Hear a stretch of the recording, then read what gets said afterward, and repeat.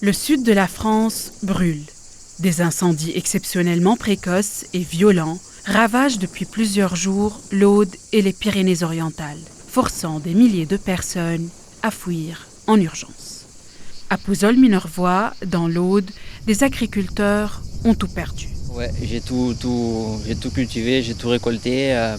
C'est beaucoup de travail et j'ai un tracteur encore à crédit qui a été brûlé.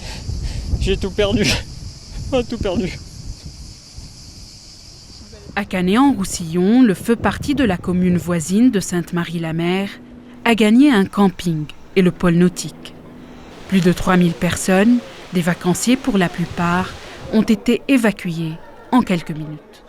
On avait très peur. On est vite parti avec nos voitures vers l'extérieur. On a attendu un peu vers le port.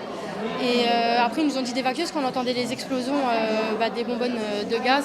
Du coup, après, on s'est éloigné. Après, on a été sur un parking. Il y avait les pompiers qui ont été là pour nous rassurer, nous dire qu'on était en sécurité, que ça allait être pris en main. Au total, près de 8700 hectares ont brûlé depuis le début de la saison.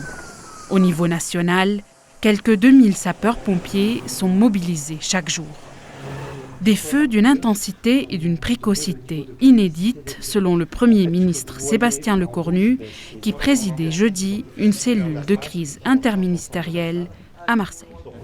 La chaleur va repartir ce week-end à la hausse. Aucun département devrait être classifié en rouge pour ce week-end. Enfin, il va nous falloir nous rester évidemment être très prudents, puisque on voit bien les prévisions et les différents modèles laissent avoir tout de même une chaleur qui peut repartir dans le milieu de la semaine prochaine. Une accalmie provisoire, alors que la menace, elle, ne faiblit pas.